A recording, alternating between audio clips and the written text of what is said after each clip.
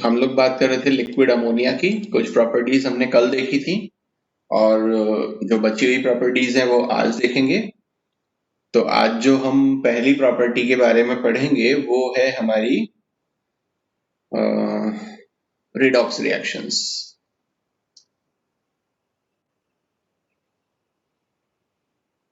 Redox reaction, redox reactions क्या होती हैं? रिडॉक्स रिएक्शंस वो होती हैं जिसमें रिडक्शन और ऑक्सीडेशन दोनों ही रिएक्शंस हो रही हों। तो जो अमोनिया है, अमोनिया में नाइट्रोजन और हाइड्रोजन होता है। ये हाइड्रोजन और अमोनिया का नाइट्रोजन ये दोनों क्या करते हैं, अगर अपना ऑक्सीडेशन नंबर चेंज कर लें तो हम ये कह सकते हैं कि उस पर्टिकुलर रिएक्शन में अमोनिया का क्या किया है, रिडॉक्स रिएक्शन हुई है। ठीक है ना? तो यहाँ पर एक एग्जांपल से इसको समझते हैं।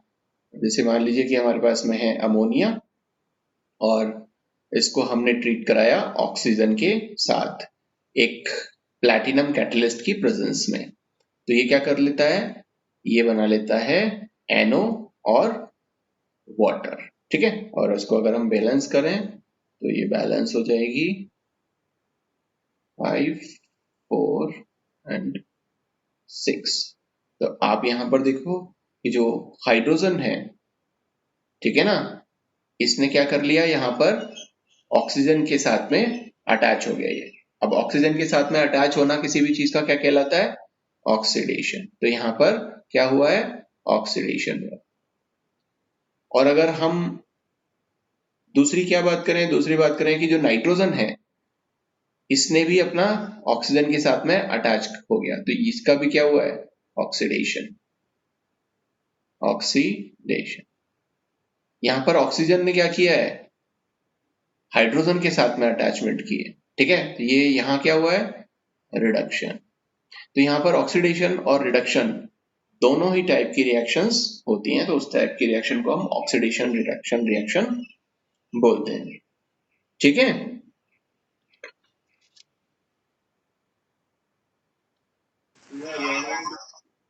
एक रिएक्शन और ये शो करते हैं अमोनिया। कौन सी रिएक्शन है, उसे हम बोलते हैं एम्फोटेरिक नेचर। एम्फोटेरिक नेचर की रिएक्शन वो होती है जहां पर एसिड और बेस दोनों की तरह अगर कोई बिहेव करता है तो वो एम्फोटेरिक कहलाता है। ठीक है, और यहाँ पर अगर हम सॉल्वेंट्स की बात करें तो ऐसे सब्सटेंसेस जो एसिड्स और बेसिस दोनों के अंदर डिसॉल्व हो जाएं वो एम्फोटेरिक होते हैं। जैसे अगर हम यहाँ पर एक एग्जांपल लें, जैसे ये हमने लिया जिंक एमाइड और इसको हमने ट्रीट किया अमोनियम नाइट्रेट के साथ, अमोनियम नाइट्रेट के साथ लिक्विड अमोनिया की प्रेजेंस में। ठीक है ना, ये लिक्विड अमोनिया की प्रेजेंस में, तो ये एमाइड आयन दे रहा है और जिंक आयन दे रहा है, ये अमोनियम आयन दे रहा है और नाइट्रेट आयन दे रहा है। तो होगा क्या, ये जो जिंक है ये तो इस नाइट्रेट के साथ और ये जो अमोनियम है ये एमाइड के साथ में जुड़ जाएगा। तो ये क्या बना लेगा, ये तो बना लेगा जिंक नाइट्रेट, जिंक नाइट्रेट। ठीक है, ये इसने जिंक नाइट्रेट बना लिया और ये क्या करेगा, अमोनियम और एमाइड। और अमोनियम और एमाइड का क्या मतलब है, अगर अमोनियम कहीं प्रेजेंट हो और एमाइड अगर कहीं प्रेजेंट हो तो ये दोनों मिलकर के क्या बना लेते हैं, ये दोनों मिलकर के अमोनिया बना लेते हैं। ठीक है ना, यही तो हमने सेल्फ आयनाइजेशन में सीखा था। ठीक है ना, तो ये सेल्फ आयनाइजेशन में से तो ये अमोनियम आयन और ये एमाइड आयन ये मिलकर के क्या बना लेंगे, अमोनिया फॉर्म कर लेंगे। अब कितने कितने क्वांटिटी में है तो वो थोड़ा सा एक इश्यू है, तो यहाँ पर इसको बैलेंस कर देते हैं। तो ये 2 नाइट मिल गया, यहाँ 2 है, ये भी यहाँ पे 4 है, ये टोटल कुल मिला के 4। ठीक है, तो ये कुल मिला के क्या है, किससे रिएक्शन की, ये क्या कहलाएगा, ये है आपका एसिड। एसिड क्यों है, क्योंकि ये NH4 प्लस आयन दे रहा है, NH4 प्लस आयन। और हमने बताया था कि जो NH4 प्लस आयन देते हैं उन्हें हम क्या बोलते हैं, एमोनो एसिड्स, तो ये एमोनो एसिड है, ठीक। और अगर मैं इसकी रिएक्शन जिंक एमाइड की रिएक्शन किसके साथ कराऊं, मान लीजिए मैं ले लेता हूं यहां पर सोडियम एमाइड। अब ये सोडियम एमाइड क्या है, ये एमाइड आयन देगा, इसका मतलब ये है कि ये अमोनो बेस है, ये तो एसिड है और ये क्या है, बेस की तरह बिहेव कर रहा है, ठीक है। तो ये सोडियम आयन देगा और साथ में एमाइड आयन देगा, इसके साथ में आप रिएक्शन करा दो, ठीक है। तो इसके साथ जब आप इसकी रिएक्शन करवाते हो तो एक कॉम्प्लेक्स बनता है, ये जो जिंक एमाइड है इसके पास 4 ऑक्सीडेशन कोऑर्डिनेशन नंबर होती है, तो 2 जो एमाइड ये जो यहाँ से निकले हैं इसको 2 मान लो, यहाँ पे ये तो 2 ये बने, एक सेकेंड,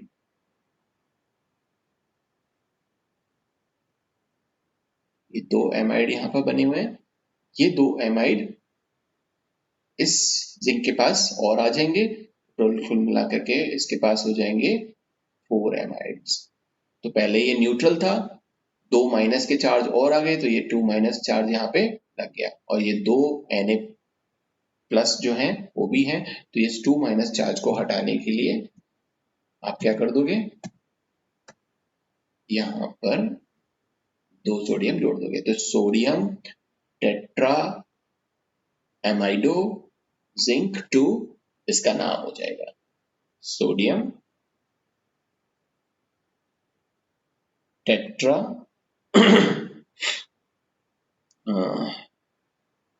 एमाइडो और क्योंकि यहाँ जिंक पर नेगेटिव साइन आया था इसलिए जिंकेट, सो जिंकेट ऑक्सीडेशन नंबर 2, तो सोडियम टेट्रा एमाइडो जिंकेट 2। तो ये सारी की सारी रिएक्शंस जो हमने देखी कल और आज, ये अमोनिया जो सॉल्वेंट है वो शो करता है। अब अमोनिया सॉल्वेंट के कुछ एडवांटेजेस और डिसएडवांटेजेस की अगर हम बात करें तो अमोनिया की सबसे पहली जो एडवांटेज है, एडवांटेज को सबसे पहले हम ले लेते हैं, एडवांटेजेस कि ये एल्कली मेटल्स को डिसॉल्व कर लेता है बिना उसके साथ रिएक्ट करे, ठीक है ना, बिना उसके साथ में रिएक्ट करे। तो जैसे मान लीजिए कि ये एल्कली मेटल है सोडियम, और अगर हम इसका सॉल्यूशन बनाए अमोनिया के अंदर तो ये अमोनिया के साथ में सॉल्यूशन बना लेता है, एल्कली अमोनिया सॉल्यूशन होता है। और इसको अगर हम यहाँ पर गर्म करें इस सॉल्यूशन को, तो अमोनिया जो है वो क्या हो जाती है, एवोपरेट हो जाती है, और सोडियम हमें जो मेटल है, जो एल्कली मेटल वो हमें मिल जाता है, जिससे हमें पता चलता है कि जब हमने इसको अमोनिया में घोला था सोडियम को, तो इसने इसके साथ रिएक्शन नहीं की, सिर्फ इसको अपने अंदर डिसॉल्व कर लिया था बिना इसके साथ कोई रिएक्शन किए, बिना कोई क्रिया किए। इसी वजह से हमने जब इसको एवोपरेट किया तो ये उड़ गया और हमारे पास ये मिला। अगर ये इसने इसके साथ रिएक्शन कर ली होती तो जब हम इसको गर्म करते तो हमें सोडियम मेटल नहीं मिलता, ठीक है। तो एक एडवांटेज तो इसका ये, दूसरा एडवांटेज भी इसका है, दूसरा एडवांटेज क्या है कि इसकी पानी से कम टेंडेंसी होती है सॉल्वाइसिस रिएक्शन करवाने। सॉल्वोलाइसिस रिएक्शन क्या होती है, सॉल्वोलाइसिस रिएक्शन वो होती है जिसके अंदर जो सॉल्यूट है, जब आप किसी भी सॉल्यूट को किसी सॉल्वेंट के अंदर डिसॉल्व करते हो तो वो क्या कर लेगा, उसको तोड़ देता है, लाइसिस, सॉल्वोलाइसिस। जैसे हाइड्रोलाइसिस होता है ना, इसके अंदर सॉल्वेंट ब्रेक हो जाता है, वाटर मॉलिक्यूल ब्रेक होकर के H+ आयन और OH- आयन दे देता है, ऐसे ही यहाँ पर सॉल्वोलाइसिस या अमोनिया यूज कर रहे हो तो अमोनोलाइसिस बेसिकली, है ना। सॉल्वोलाइसिस सभी के लिए काम आता है जितने भी सॉल्वेंट्स हैं, तो अमोनो लाइसिस का मतलब होता है ब्रेकिंग, ठीक है, और अमोनो का मतलब होता है अमोनिया। तो अमोनिया मॉलिक्यूल जो है ये अगर ब्रेक हो जाए और ब्रेक होकर के जो भी ये पॉजिटिव नेगेटिव चार्ज के आयंस बनाएगा वो अगर सॉल्यूट के साथ अटैच हो जाए तो उसे हम सॉल्वोलाइसिस रिएक्शन, और वो जो सब्सटेंस होगा उसे हम सॉल्वेट, या अमोनिया के केस में एमोनेट बोलते हैं, ठीक है। तो क्योंकि इसकी टेंडेंसी जो है सॉल्वोलाइसिस करने की कम है, इसीलिए इसे हम सल्फेट, सल्फाइड, हैलाइड्स वगैरह के प्रेसिपिटेशन में आराम से काम में ले लेते हैं। थर्ड एडवांटेज इसका जो है वो क्या है कि ये स्ट्रॉन्गर रिड्यूसिंग एजेंट होता है। जब इसको मेटल अमोनिया के साथ में मिला लेते हैं तो स्ट्रॉन्ग रिड्यूसिंग एजेंट की तरह ये बिहेव करता है। वैसे नॉर्मली देखा जाए तो ये इतना अच्छा रिड्यूसिंग एजेंट नहीं है, ठीक है ना। अगर हम इसको इसके साथ में मिला लें एल्कली मेटल के साथ तो ये एक स्ट्रॉन्गर रिड्यूसिंग एजेंट की तरह काम करता है।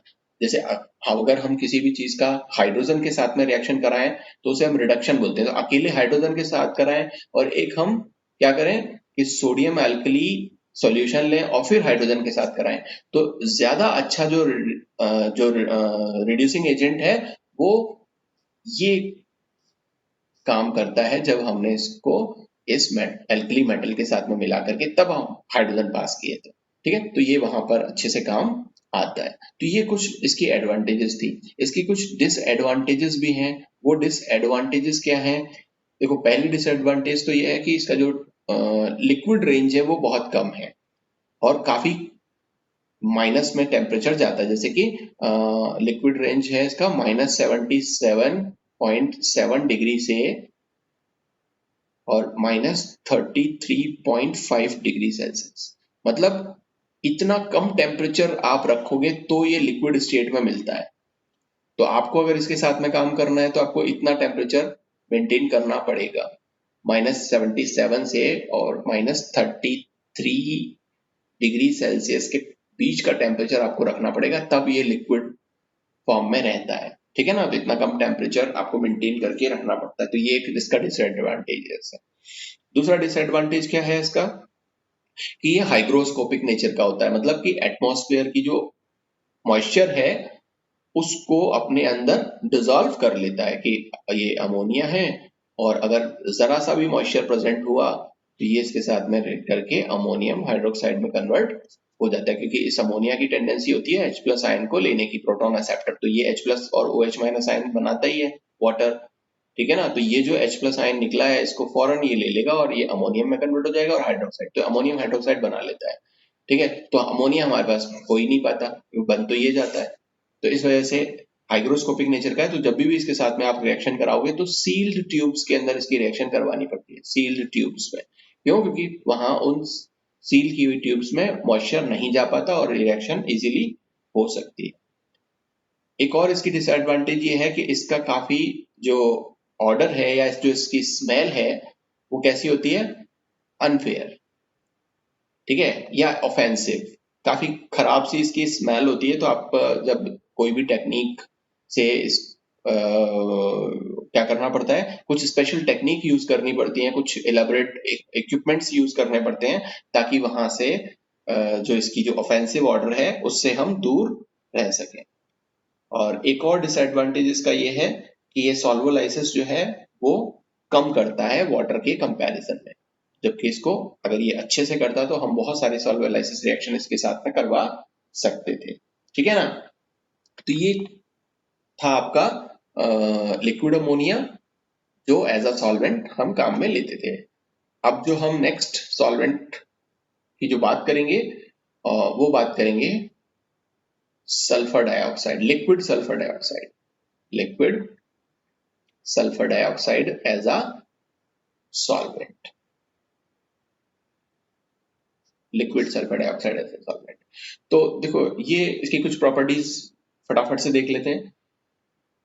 देखो, रूम टेम्परेचर पे ये गैसियस फेज में होता है, लेकिन इसका टेम्परेचर जो रेंज है, अगर आप इसकी लिक्विड स्टेट की रेंज देखना चाहो तो वो काफी ठीक है। मतलब अमोनिया की तुलना में ज्यादा है। जैसे कि ये -77.5 डिग्री से और -10 डिग्री सेल्सियस के बीच में लिक्विड रेंज में रहता है। जबकि अमोनिया क्या होता है? अमोनिया जो है वो 77.5 से -33.5 डिग्री तक रहता है। तो मतलब कि यहाँ 13 डिग्री ऐसे हैं जो टेम्परेचर अगर ज्यादा भी रहता है तो ये लिक्विड फॉर्म में मिल जाता है और आप उसको इजीली यूज कर सकते हो। ये वाटर की तरह ही एक सॉल्वेंट है, इसकी टेम्परेचर रेंज भी ज्यादा है, साथ में ये नॉन प्रोटिक है। या नॉन प्रोटोनिक है, इसके अंदर प्रोटॉन्स प्रेजेंट नहीं होते, और प्रोटॉन्स प्रेजेंट नहीं होते उसके बावजूद भी क्या करता है ये सेल्फ आयोनाइजेशन शो करता है। अब सेल्फ आयोनाइजेशन आप पढ़ चुके हो, बार बार मैं बता चुका हूँ, फिर भी मैं एक बार इसका सेल्फ आयोनाइजेशन कैसे होता है वो लिख देता हूँ। तो दो SO2 मॉलिक्यूल्स जो हैं वो क्या करते हैं, सेल्फ आयोनाइज होते हैं, इसका एक ऑक्सीजन निकल करके यहाँ चला जाता है, तो ये जो है ये बना लेता है SO2 प्लस, जिसको हम बोलते हैं थायोनिल आयन, थायोनिल आयन, ठीक है। और दूसरा जो है वो बना लेता है SO3 2 माइनस, इसका जो एक ऑक्सीजन निकला है वो ये ले लेता है और SO2 से SO3 2 माइनस में कन्वर्ट हो जाता है, और इसको हम बोलते हैं सल्फाइड आयन। ये सल्फाइड आयन में, तो इस तरह से थायोनिल आयन और सल्फाइड आयन में क्रिएट हो जाता है। और आपको पता है कि अगर कोई भी पॉजिटिव आयन और कोई भी नेगेटिव आयन इस तरह से अगर बनते हैं, ठीक है ना, तो ये किसकी तरह का है, अगर वाटर से कंपेयर करें तो ये हाइड्रोनियम आयन की तरह का, और ये हाइड्रोक्साइड आयन की तरह का, मतलब ये एसिडिक नेचर का और ये बेसिक नेचर, ठीक बात। अगर इसमें हम कुछ सब्सटेंसेस की रिएक्शन करवाएं तो बहुत सारे सब्सटेंसेस को ये अपने अंदर डिसॉल्व कर सकता है, क्योंकि हम देखो इसको एज अ सॉल्वेंट काम में ले रहे हैं, तो हमें पता होना चाहिए कि हम इसमें क्या क्या चीजों को इसको घोल सकते हैं, है ना, इसमें कौन कौन से जो कंपाउंड्स हैं उनको डिसॉल्व कर सकते हैं। तो बहुत सारे इनऑर्गेनिक और ऑर्गेनिक कंपाउंड्स इसके अंदर डिसॉल्व हो जाते हैं, लेकिन जो सॉल्यूशन बनता है वो बहुत ज्यादा, जो इलेक्ट्रिसिटी का जो कंडक्टर है वो नहीं होता। क्यों? क्योंकि ये थोड़ा सा गाढ़े टाइप का होता है, और जिसकी वजह से जो इलेक्ट्रिसिटी है वो कंडक्ट नहीं कर पाता, क्योंकि जब गाढ़ा होता है, विस्कस होता है, तो कंडक्टिविटी कम कर पाता है, या फिर ये जो आयंस हैं ये भी कम प्रोवाइड करता है, ठीक है। अब कम क्यों प्रोवाइड कर रहा है, क्योंकि देखो इसका डायपोल मोमेंट जो रेंज है वो तकरीबन 1.1 डेबाई होती है, और अगर इसका आप डाइलेक्ट्रिक कांस्टेंट की वैल्यू देखो तो डाइलेक्ट्रिक कांस्टेंट की वैल्यू जो है वो करीब करीब इसकी केवल आती है 17-18 के करीब। अब 17-18 इतनी कम अब जबकि अमोनिया का हमने देखा था कि वो 22 डाइलेक्ट्रिक कांस्टेंट होता है, वाटर का अगर हमने देखा तो वो करीब 80 के करीब डाइलेक्ट्रिक कांस्टेंट होता है, ठीक है ना। तो ये बहुत ज्यादा आयनाइज भी नहीं होता है और बहुत ज्यादा डाइलेक्ट्रिक कांस्टेंट इसका नहीं होता, जिसकी वजह से ये बहुत कम सॉल्ट्स को मतलब डिसॉल्व कर पाएगा, ठीक है। हालांकि काफी ज्यादा करता है लेकिन फिर भी डिसॉल्व नहीं कर पाएगा, और आयंस कम बनाता है, इस वजह से इलेक्ट्रिसिटी जो है वो कम पास होगी। इसका जो सल्फर एटम होता है, सल्फर डाइऑक्साइड का जो सल्फर एटम है, ये जो सल्फर डाइऑक्साइड है इसका जो सल्फर एटम है, इसके पास में वैकेंट ऑर्बिटल्स होते हैं, तो ये आसानी से इलेक्ट्रॉन्स को क्या कर सकते हैं, एक्सेप्ट कर सकते हैं, ठीक है। और एक्सेप्ट करने वाला क्या कहलाता है, एसिड। मतलब कि जो सल्फर डाइऑक्साइड है वो एज अ गैस, जैसे अमोनिया जो है वो क्या है, आपका बेस होता है, ठीक है ना। और क्योंकि इसके बाद लोन पेयर प्रेजेंट होता है तो ये डोनेट कर सकता है, इसके पास में एम्प्टी ऑर्बिटल तो ये ले सकता है, तो ये इलेक्ट्रॉन पेयर लेने वाला एसिड होता है, इलेक्ट्रॉन पेयर डोनेट करने वाला बेस होता है। और वाटर को अगर हम देखें तो वो एम्फोटेरिक नेचर का है, दो इलेक्ट्रॉन पेयर इसके पास में यहाँ प्रेजेंट होते हैं, ठीक है। तो ये ना तो एसिडिक है ना बेसिक है ना, बीच में। तो इस तरह से ये कुछ बातें थी जो सल्फर डाइऑक्साइड के बारे में, जो जनरल कुछ जो चीजें थी वो हमने यहाँ पर बताई। अब हम इसको अगर थोड़ा सा और बात करें कि किस तरह के सब्सटेंसेस के साथ में रिएक्शन दिखाता है, तो सबसे पहले तो ये है कि हम इसे एज अ सॉल्वेंट यूज कर रहे हैं, तो कौन कौन से सब्सटेंस इसके अंदर डिसॉल्व हो सकते हैं। तो सॉल्युबिलिटी की अगर हम देखें बात, तो सॉल्युबिलिटी सॉल्युबिलिटी तो जो इनऑर्गेनिक सॉल्वेंट्स होते हैं, जो सॉरी इनऑर्गेनिक सब्सटेंसेस होते हैं, इन ऑर्गेनिक इनऑर्गेनिक सब्सटेंसेस इसके अंदर डिसॉल्व हो जाते हैं, जैसे कि हैलाइड्स हो गए, है ना, थायोसाइनाइड्स हो गए, थायोसाइनाइड्स,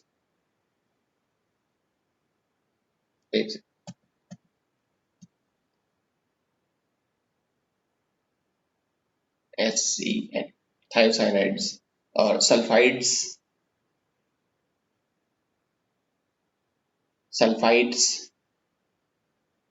एसीटेट्स और सल्फेट्स। तो इस तरह के जो सब्सटेंसेस हैं इस तरह के जो सॉल्ट्स हैं या कंपाउंड्स हैं वो इसके अंदर इजीली डिजॉल्व हो जाते हैं, ठीक है। लेकिन कुछ सब्सटेंसेस, अच्छा ये सल्फाइड नहीं होता, ओके, ये नहीं है, ठीक है ना, ये डिजॉल्व नहीं होता। तो अगर कुछ सब्सटेंसेस की और बात करें, जैसे कि सल्फाइड है या ऑक्साइड्स हैं, ठीक है, या हाइड्रोक्साइड्स हैं, ये इसके अंदर डिजॉल्व नहीं होते, तो ये तो है सॉल्युबल सॉल्युबल और इस तरह के जो सब्सटेंसेस हैं वो हैं इनसॉल्युबल। अगर ऑर्गेनिक सब्सटेंसेस की बात करें तो ऑर्गेनिक सब्सटेंसेस के अंदर, क्योंकि ज्यादातर नेचर इसका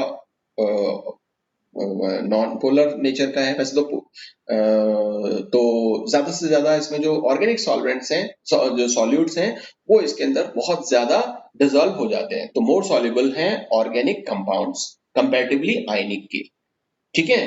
सो सल्फर डाइऑक्साइड जो है वो हम बहुत सारी रिएक्शंस को, ऑर्गेनिक रिएक्शंस को, जो सिंथेटिक ऑर्गेनिक रिएक्शंस हैं उनको कराने के लिए एज अ मीडियम हम काम में लेते हैं, जैसे कि फिडल क्राफ्ट रिएक्शन है, ब्रोमिनेशन है, सल्फोनेशन है, ठीक है। तो इस तरह की रिएक्शंस को कराने के लिए एज अ मीडियम हम सल्फर डाइऑक्साइड को काम में लेते हैं। नाउ हम एक एक करके इसके कुछ केमिकल रिएक्शंस को पढ़ेंगे कि ये किस किस तरह की केमिकल प्रॉपर्टीज या केमिकल रिएक्शंस दिखाता है।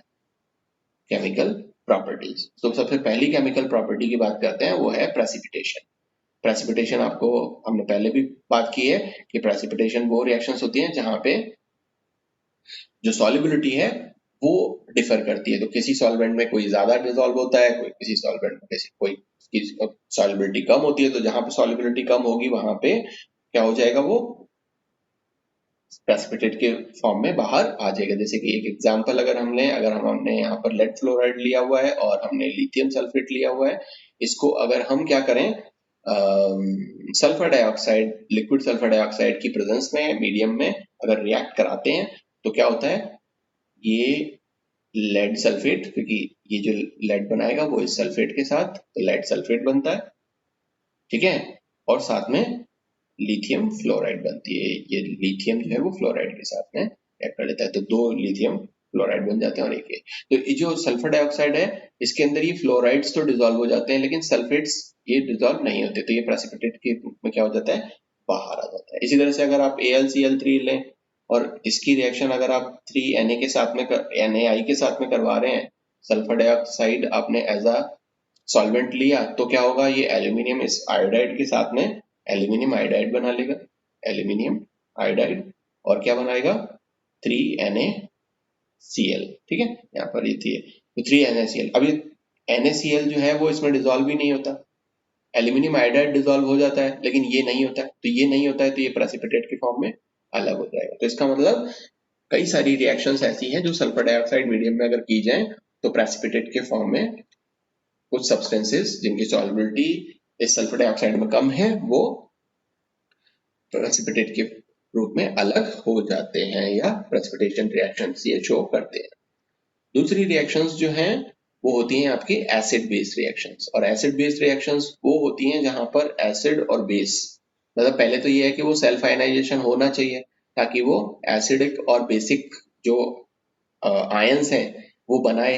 तो अभी जैसे थोड़ी देर पहले भी हमने कहा कि जो सल्फर डाइऑक्साइड है वो सेल्फ आयनाइजेशन करता है और क्या बनाता है, एक तो बनाता है थायोनिल आयन और एक बनाता है सल्फाइड आयन। तो इस तरह से सेल्फ आयनाइजेशन करता है, ये जो है वो एसिडिक नेचर का है और ये जो है वो बेसिक नेचर का है, तो ये एसिड्स कहलाते हैं, जो भी ये थायोनिल आयन देंगे वो एसिड्स कहलाएंगे और जो सल्फाइड आयंस देंगे वो बेसिस कहलाएंगे, ठीक है। तो अगर हम इसकी रिएक्शन देखें तो यहाँ पर हमने एक रिएक्शन देखी, जैसे SOCl2 की रिएक्शन सीजियम सल्फाइड के साथ में अगर हम करवाएं, सीजियम सल्फाइड के साथ में अगर हम करवाते हैं तो क्या होगा, अब ये देखो ये क्या कर रहा है, ये तो आपका दे रहा है SO2 प्लस और 2Cl माइनस।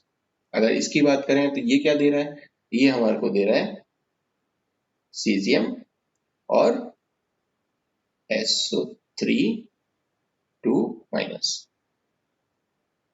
ठीक, ये प्लस यहाँ पर, ओके, तो इस तरह से ये दे रहा है, तो अब क्या होगा, ये क्लोराइड है, क्लोराइड, तो ये जो थायोनिल आयन है ये क्या करेगा, ये सल्फाइड है, थायोनिल और सल्फाइड एसिड बेस रिएक्शन में क्या होता है, एसिड और बेस को मिलाते हैं, सॉल्ट और सॉल्वेंट बनता है। तो ये तो है सॉल्वेंट, ये SO2 प्लस और SO3 2 minus, SO2 plus SO3 minus क्या बना लेंगे, दो सल्फर डाइऑक्साइड बना लेंगे जो सॉल्वेंट है, और एक सॉल्ट बन जाएगा। सॉल्ट किसका, सीजियम और क्लोराइड का, टू सीजियम क्लोराइड सॉल्ट बना लेगा।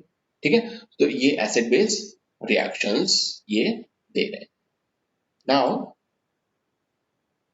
इसके अलावा ये एक तरह की रिएक्शन देते हैं, थर्ड रिएक्शन, जिसे हम बोलते हैं सॉल्वोलाइसिस।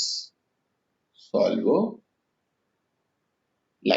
अब ये सॉल्वोलाइसिस क्या है, बहुत कम सॉल्ट, अभी थोड़ी देर पहले भी हमने बात की थी कि बहुत कम सॉल्ट ऐसे होते हैं जो सॉल्वोलाइसिस रिएक्शन दिखाते हैं लिक्विड सल्फर डाइऑक्साइड के अंदर, लेकिन कुछ जो है दिखाते हैं, बहुत लिमिटेड सॉल्ट्स हैं वो, जैसे जैसे मान लो कि ये डाई इथाइल जिंक है, ठीक है, इसको जब हम सल्फर डाइऑक्साइड जो लिक्विड हमारे पास है इसके साथ में हम ट्रीट कराएं तो ये क्या बनाएगा, ये तो आपको मालूम है ये क्या बना लेगा, सॉल्वलाइसिस होकर के यहाँ पे सॉल्वलाइसिस होगा और ये क्या बना लेगा, ये बना लेगा SO प्लस और SO3 2 माइनस, ठीक है, इस तरह से बना लेगा। और यहाँ पे ये जिंक 2 प्लस है, ये जिंक 2 प्लस इसके साथ में अटैच हो जाएगा, तो ये क्या हो जाएगा, जिंक सल्फाइड बन गया। ठीक है, और यहाँ क्या बना हुआ है, ये इथाइल ग्रुप, इसके साथ में मिलकर के थायोनिल डाइथाइल थायोनिल, ये बॉन्ड, ठीक है। तो इस तरह से ये रिएक्शन जो है वो सॉल्वोलाइसिस रिएक्शंस होती हैं, जहां जो सॉल्वेंट है वो ब्रेक हो जाता है। सॉल्वेशन या सॉल्वेट्स भी ये बनाता है, सॉल्वेशन रिएक्शन जो है वो भी करता है। तो सॉल्वेशन रिएक्शंस क्या होती हैं, सॉल्वेशन वो होती है जहां पर वो रिएक्ट नहीं करता बल्कि किसी ना किसी तरीके से, चाहे वो हाइड्रोजन बॉन्ड बना के, कोऑर्डिनेट बॉन्ड बना के, या कोई डायपोल आयन डायपोल इंटरेक्शन के साथ में वो आपस में अटैच हो जाते हैं। ठीक है, जैसे कि अगर हम यहाँ पे फोर्थ रिएक्शन है वो क्या है, सॉल्वेशन, सॉल्वेशन। तो अगर हम इसकी देखें, जैसे मान लो कि हमने लिया NaI और इसको हमने सल्फर डाइऑक्साइड के साथ में ट्रीट करा, तो ये क्या करेगा, सल्फर डाइऑक्साइड इन 4 के साथ में अटैच हो जाएगा। तो यहाँ पर इसने रिएक्शन नहीं की है, बट ये एनी हाउ किसी ना किसी बॉन्ड के थ्रू, किसी ना किसी फोर्स के थ्रू अटैच है, चाहे वो कोऑर्डिनेशन बॉन्ड के थ्रू हो, चाहे वो ये जो चीज है वो किस किस क्या क्या हो सकती है, या तो वो कोऑर्डिनेशन बॉन्ड हो सकता है, कोऑर्डिनेशन बॉन्ड, या वो आयन डाइपोल हो सकता है, इसके थ्रू हो सकता है, और या फिर ये क्या हो सकता है, ये हाइड्रोजन बॉन्डिंग, ये हाइड्रोजन बॉन्डिंग। तो इन तीनों में से किसी भी तरीके से ये इसको जोड़ सकता है। ठीक है, ये तो मतलब एक सिंबॉलिक है, कोई भी दूसरा सॉल्ट इसके सल्फर डाइऑक्साइड के साथ में, जैसे मान लो कि हमने यहाँ पर KBr ले लिया और यहाँ हमने वही सल्फर डाइऑक्साइड ले ली, तो इनमें से किसी भी लिंकेज के साथ में ये यहाँ पर इसको आपस में जोड़ लेगा। ठीक है, तो इस तरह से ये सॉल्वेशन रिएक्शन कहलाती है। एक ये दिखाते हैं complex formation reactions. Complex formation reactions क्या होती हैं, जैसे यहाँ पे हम बात करें तो आपको पता है कि कॉम्प्लेक्स फॉर्मेशन वो होते हैं जहां पर जो सॉल्ट हैं वो कोऑर्डिनेशन स्फीयर के अंदर लिगेंड्स के साथ में मिलकर के और कुछ कॉम्प्लेक्स कंपाउंड बनाते हैं, जो है ना। तो जैसे जैसे ये ज्यादातर जो एंटीमनी है उसके जो हैलाइड्स हैं उसके साथ ये रिएक्शन दिखाते हैं। तो जैसे एंटीमनी क्लोराइड हमने ले लिया, ट्राइक्लोराइड, और इसकी रिएक्शन करवाई हमने KCl3 के साथ में, किसकी प्रेजेंस में, sulphur dioxide as a solvent इसकी प्रेजेंस में। तो ये क्या कर लेगा, ये कर लेगा इस तरह से, ये जो 3Cl माइनस देगा ना वो इस एंटीमनी की कोऑर्डिनेशन नंबर 6 होती है, तो ये 3 तो थे ही, 3 और चले जाएंगे तो ये क्या बना लेगा, ये बना लेगा आपका ये। ठीक है, और ये इसकी जो 3 माइनस चार्ज आया उसको कंपनसेट करने के लिए, तो ये एक क्या बन गया, एक कोऑर्डिनेशन कंपाउंड बन गया या कॉम्प्लेक्स कंपाउंड बन गया। तो ये कॉम्प्लेक्स फॉर्मेशन करते हैं। इसी तरह से दूसरे सब्सटेंस के साथ में भी ये कर सकता है कि एंटीमनी ट्राइक्लोराइड जो है वो थायोनिल क्लोराइड अगर हम ले लें यहाँ पे, तो इसके साथ में रिएक्शन करेगा, तो यहाँ पर ये 3 है, यहाँ पर इसको 2 ले लेंगे, और वही सल्फर डाइऑक्साइड जो है वो एज अ लिक्विड यहाँ पर हम काम में ले रहे हैं, तो ये आपका ये तो आपका क्या है, SO2 माइनस थायनिल आयन है ना, पॉजिटिव आयन, तो पॉजिटिव आयन बाहर रहेगा, और ये जो एंटीमनी है वो इन क्लोराइड्स को भी अपने पास ले लेता है। ठीक है, सो इसका 2 चार्ज और इसके पास में 3 चार्ज हो गया, तो 3 चार्ज है वो तो इस तरफ आ गया, इसका 2 चार्ज जो है वो इस तरफ आ गया, तो इस तरह से ये कंपाउंड फॉर्म करेगा। तो ये कॉम्प्लेक्स फॉर्मेशन दिखाते हैं। एक रिएक्शन दिखाते हैं ये एम्फोटेरिक नेचर की, सिक्स्थ रिएक्शन एम्फोटेरिक रिएक्शन। अब एम्फोटेरिक रिएक्शन अभी थोड़ी देर पहले भी हमने देखी थी कि ऐसे सब्सटेंसेस जो एसिड्स और बेसेस दोनों के अंदर डिसॉल्व हो जाएं तो उसे हम क्या बोलेंगे, एम्फोटेरिक रिएक्शंस बोलेंगे। तो बहुत सारे ऐसे सॉल्ट हैं जो एम्फोटेरिक बिहेवियर करते हैं इस सल्फर डाइऑक्साइड के साथ में। तो मान लो कि जैसे कि AlCl3 है, इसका एक एग्जांपल लेते हैं हम कि AlCl3, यहाँ पर हम एक सॉल्ट लेते हैं 4 और ये है टोटल 2, ये हो गया SO सॉरी 3। ठीक है, जब आप इसको इसके साथ में रिएक्ट करते हो, देखो ये एक आयन बना रहा है, इसका नाम बता सकते हो, ये क्या है, जैसे अमोनियम होता है ना, अमोनियम आयन। ठीक है, ये अमोनियम, ये सल्फाइड है, अमोनियम सल्फाइड। अब इसके सारे जो हाइड्रोजन्स हैं, इन सारे के सारे हाइड्रोजन्स की जगह हमें क्या लगा दूं, CH3 लगा दूं, तो कुछ इस तरह का बन जाएगा, ये भी CH3, ये भी CH3, ये भी CH3 और ये भी CH3। अमोनियम इस तरह का होता है, ये H, ये H, ये H और ये H इस तरह का होता है, जबकि यहाँ पर क्या है, तो ये टेट्रा मिथाइल अमोनियम है ना, टेट्रा मिथाइल अमोनियम। ओके, तो सर हाँ बेटा,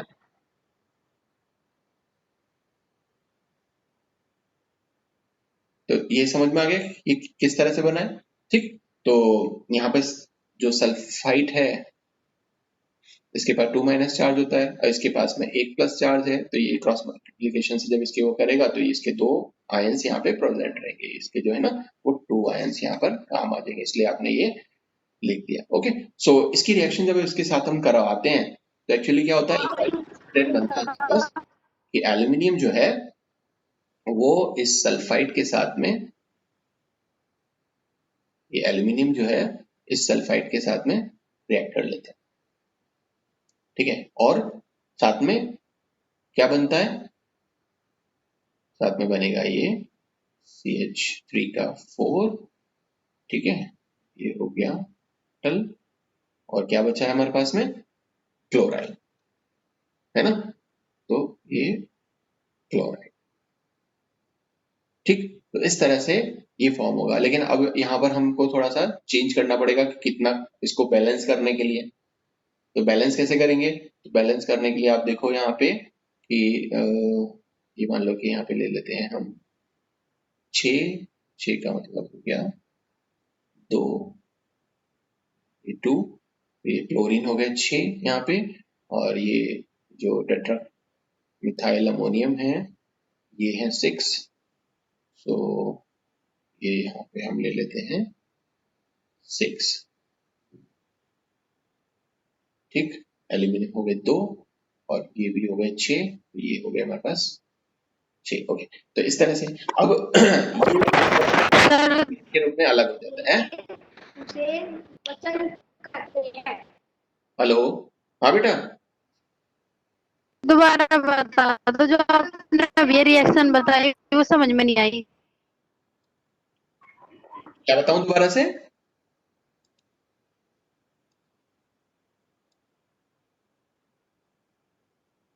बेटा क्या समझ में नहीं आया।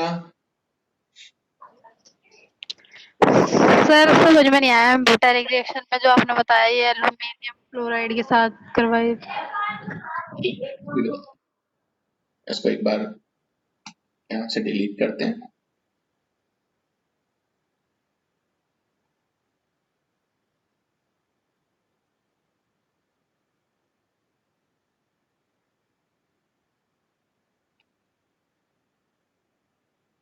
ये वाली रिएक्शन समझ में नहीं आई, हाँ जी। ओके, चलो वापस बात करते हैं। देखो ये एल्यूमिनियम जो है ये तो बनाएगा 3+ और 2 ये, और क्या बनाएगा साथ में 6 क्लोराइड आयन। ठीक है, इतना समझ में आ गया।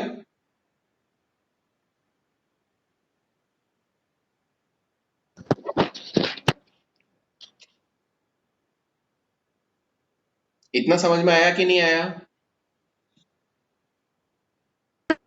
फिर आ गया इतना तो।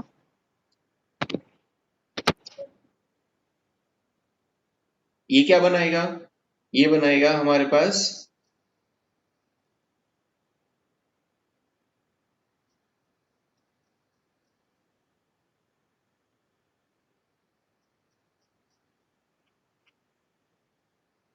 अब, क्योंकि हमने यहाँ 6 लिए हुए हैं तो ये 6 बनेंगे यहाँ पे, और इसके भी कितने बनेंगे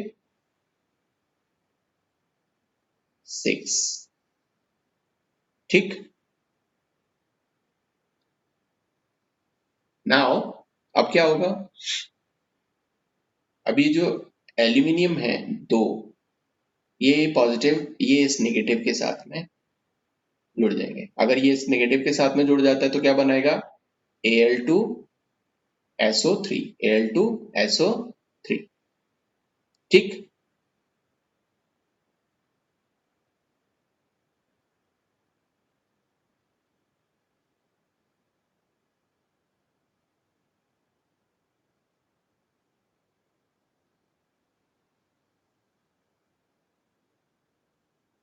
अब कहाँ चले जाते हो? हाँ ना तो कुछ बोल के बताओ।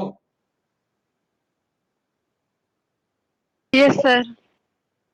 समझ में आ रहा है।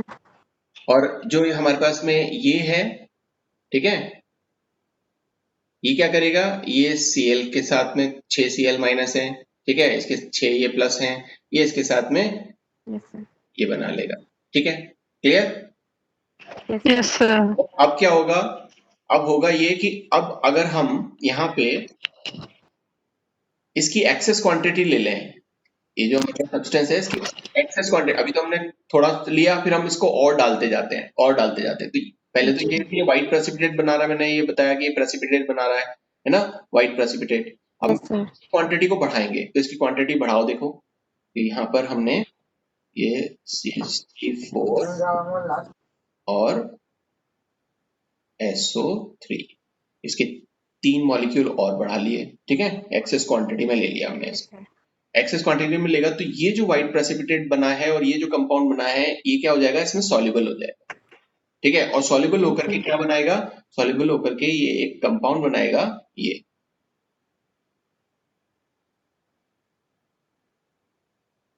हो गया। Okay, sir. और Al2SO3 और ये बाहर 2। ठीक है, ये एक सॉल्युबल कॉम्प्लेक्स फॉर्म कर लेगा।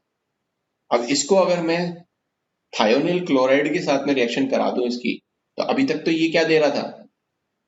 ये तो एसिड था, एसिड था ना, क्योंकि मैंने बताया था आपको कि NH4 प्लस के जैसा ही तो है, यहाँ पर हाइड्रोजन की जगह हमने मिथाइल लगा लिए थे। ठीक है, तो ये एसिड था, और ये क्या है? सॉरी सॉरी सॉरी, ये मैं क्या भी बता रहा, ये सल्फाइड बना रहा था SO3 2 माइनस। तो ये माइनस वाले क्या होते हैं? बेस बनाते। ठीक है ना, तो ये बेसिक नेचर का था, ये बेसिक नेचर का। यहाँ पर ये क्या देगा? यहाँ पे ये SO2+ देगा, और SO2+ जो होते हैं वो क्या होते हैं? एसिडिक नेचर के होते हैं। तो ये बेस के साथ रिएक्शन की, अब इसने एसिड के साथ में रिएक्शन की। अब ये इसको जब हम इसके साथ मिलाते हैं तो 3 मॉलिक्यूल इसके मिलकर के क्या बना देंगे? ये बना देंगे Al2SO3 का होल ट्वाइस प्लस 6SO2, जो एक गैस है वो उड़ जाएगी, और यहाँ पे बन जाएगा नाइट्रोजन और अमोनियम क्लोराइड। ठीक है ना, टेट्रा मिथाइल अमोनियम क्लोराइड। तो इस तरह से ये रिएक्शन होती है कि ये एसिड के साथ में भी रिएक्शन करते हैं और बेस के साथ में भी रिएक्शन करते हैं। ठीक है,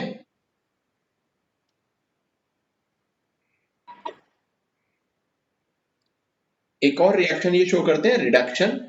अभी हमने जैसे अमोनिया के लिए भी देखा था, तो ये सल्फर डाइऑक्साइड जो है वो भी रिडक्शन रिएक्शन शो करते हैं। तो लिक्विड सल्फर डाइऑक्साइड जो है वो कोई स्ट्रॉन्ग ऑक्सीडाइजिंग एजेंट या रिड्यूसिंग एजेंट नहीं है, लेकिन उसके बावजूद भी ये एक मीडियम प्रोवाइड करते हैं जिसमें कुछ हद तक रिडॉक्स रिएक्शंस हो जाती हैं। ठीक, जैसे कि अब यहाँ पर एक एग्जांपल अगर हम लें, जैसे आप एक एग्जांपल लेते हैं FeCl3। FeCl3 जो है वो 2Ki के साथ में रिएक्शन करता है, ठीक, इन presence of sulphur dioxide liquid. तो क्या बनाएगा ये FeCl2 और 2KCl और आयोडीन। अब यहाँ पर हुआ क्या है कि ये जो Fe है ये Fe3+ स्टेज में था और यहाँ पे जो Fe है वो Fe2+ स्टेज। तो देखो इसने क्या कर दिया, इसका रिडक्शन कर दिया, एक इलेक्ट्रॉन ऐड कर दिया, तो यहाँ पर इसका क्या हो गया, रिडक्शन हो गया। ठीक, यहाँ पर Ki को अगर हम देखें तो ये आयोडीन में कन्वर्ट हो गया, मतलब ये K- था, इसका एक इलेक्ट्रॉन ले लें तभी तो ये आयोडीन बनेगा। ठीक है, तो यहाँ पर क्या हो गया, इलेक्ट्रॉन रिमूव करने पर ऑक्सीडेशन हो गया, तो ये ऑक्सीडेशन, तो ये रिडक्शन ऑक्सीडेशन दोनों ही टाइप की रिएक्शन यहाँ पर शो हो रही है। ठीक बात। और एक और फटाफट से एक रिएक्शन और टाइप है वो और देख लेते हैं कि ऑर्गेनिक एसिड्स के साथ में, ऑर्गेनिक कंपाउंड्स के साथ में ये रिएक्शंस दिखाते हैं कई सारी ऑर्गेनिक सब्सटेंसेस के साथ में, ऑर्गेनिक सब्सटेंसेस के साथ। अब वो ऑर्गेनिक सब्सटेंसेस के साथ में कौन कौन सी रिएक्शन दिखाते हैं, जैसे कि सल्फोनेशन है, ब्रोमिनेशन है या फ्रीडल क्राफ्ट रिएक्शन है। तो सल्फोनेशन, तो एरोमेटिक कंपाउंड के साथ में ये रिएक्शन देंगे, जैसे कि हमने ले लिया, मान लीजिए यहाँ पे बेंजीन, ठीक है, और ये हमने ले लिया क्लोरोसल्फोनिक एसिड, ये इस तरह से बॉन्ड ब्रेक होगा, ये क्या करेगा, ये बॉन्ड अंदर की तरफ, क्योंकि इलेक्ट्रॉन डेफिशिएंट रिंग है, ये अंदर खींच लेगा। हमने यहाँ पे ये सल्फर डाइऑक्साइड मीडियम लिया हुआ है, तो ये जो पॉजिटिव जो नेगेटिव है, इस नेगेटिव पर ये जो पॉजिटिव हमारा आयन है SO3H ये जुड़ जाएगा और HCl अलग हो जाएगा। ठीक है, तो ये बेंजीन सल्फोनिक एसिड बनता है। ब्रोमोनेशन रिएक्शन भी ये करता है, जैसे कि स्टाइरीन अगर आप ले लें, ये स्टाइरीन है, CH डबल बॉन्ड CH2, और अगर मैं इसकी रिएक्शन ब्रोमीन के साथ में कराऊं in presence of sulphur dioxide solvent, तो यहाँ पर क्या होगा, यहाँ पर इलेक्ट्रॉन डेफिशिएंट रिंग है, इसलिए इलेक्ट्रॉन को अपनी तरफ इस तरफ से खींचेगी, ब्रोमीन जो है वो इस तरह से ब्रेक हो जाएगा, एक पॉजिटिव एक नेगेटिव, यहाँ पे क्या बना देगा, यहाँ पर ये कुछ इस तरह से फॉर्म करेगा, ये सिंगल बॉन्ड में कन्वर्ट हो गया CH2। अब यहाँ पर तो आया है क्या चीज, पॉजिटिव, और यहाँ पर आया नेगेटिव, तो इसका पॉजिटिव और इसका नेगेटिव दोनों अपोजिट साइड्स में ऐड हो जाएंगे, तो एक ब्रोमीन यहाँ पर और एक CH तो ये है ही, ये CH तो ये है ही, और एक ब्रोमीन यहाँ पे। ठीक है, तो ये स्टाइरीन डाइब्रोमाइड बन जाएगा, स्टाइरीन डाइब्रोमाइड। ठीक है, इस तरह से आप और रिएक्शन कर सकते हैं। एक लास्ट रिएक्शन और है जो फ्रीडल क्राफ्ट रिएक्शन है, फ्रीडल क्राफ्ट। अब फ्रीडल क्राफ्ट रिएक्शन में क्या होता है कि ये बेंजीन है ना, और इसकी रिएक्शन हमने करवाई किसी एसिटिल क्लोराइड या एल्किल क्लोराइड के साथ में, AlCl3 एक लुईस एसिड और सल्फर डाइऑक्साइड मीडियम में। ये रिएक्शन सेम इस तरह से होगी, ये यहाँ से इस तरह से ब्रेक होगा और ये क्या करेगा, ये जो प्लस है ये COCH3 बेंजोफिनॉन बन जाएगा और HCl अलग हो जाएगा। ये जो H निकला है बॉन्ड ब्रेक हुआ है ना यहाँ पे बेंजीन का ये वाला, ठीक है, उसका H+ और इसका Cl, और ये जो एसिटिल ग्रुप है वो यहाँ पर जुड़ गया, तो ये बेंजोफिनॉन बन गया। ये बेंजो ग्रुप है और ये फिनॉन, क्लियर, तो ये बेंजोफिनॉन फॉर्म कर लेती है। इसी तरह से ये